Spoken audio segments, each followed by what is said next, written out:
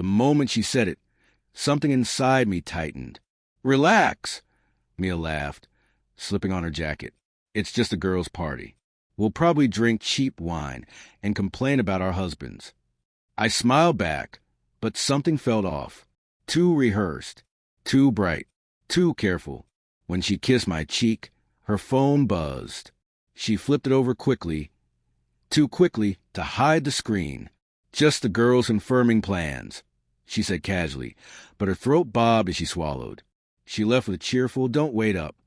But I waited.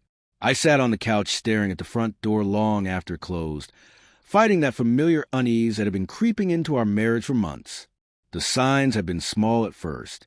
Missed calls she blamed on poor reception. Inside jokes with a co-worker she never named. Nights she said she was exhausted, but still stayed on her phone, smiling at messages she wouldn't let me see. Every time I asked, she made me feel paranoid. "You're imagining things," she'd say gently. "I love you. You're my home."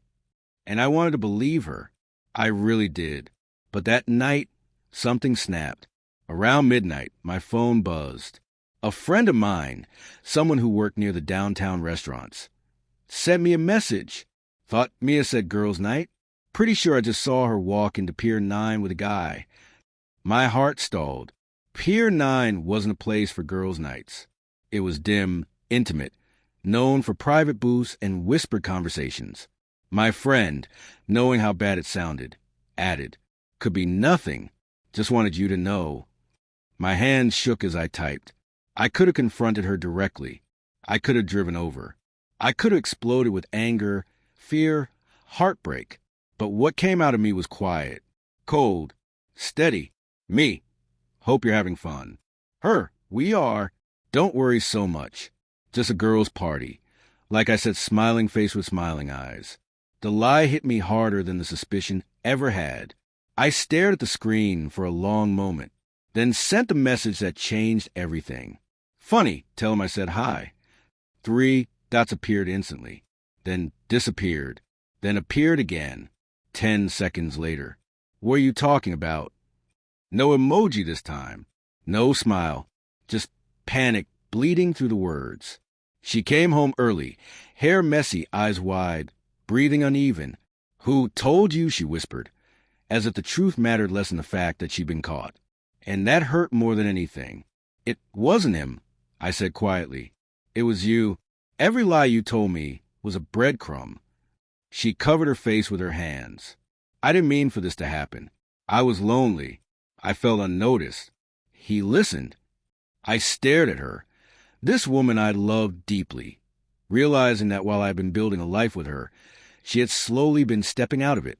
I wasn't angry. I wasn't yelling. I just felt empty. "Why didn't you talk to me?" I asked. She broke then. Tears, apologies, promises. But trust, once cracked, doesn't simply return to shape. We didn't separate that night. We didn't scream or slam doors. We talked, really talked, for the first time in months. We ended things a week later. Gently, respectfully, painfully. Not because we hated each other, but because somewhere along the way, we stopped choosing each other. The last thing she said to me was soft. "I never meant to hurt you." And I believed her.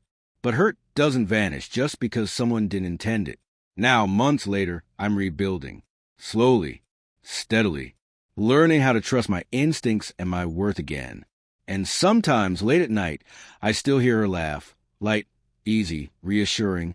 "Relax," she'd said. But sometimes the smallest lie is the loudest warning. And listening to it saved me.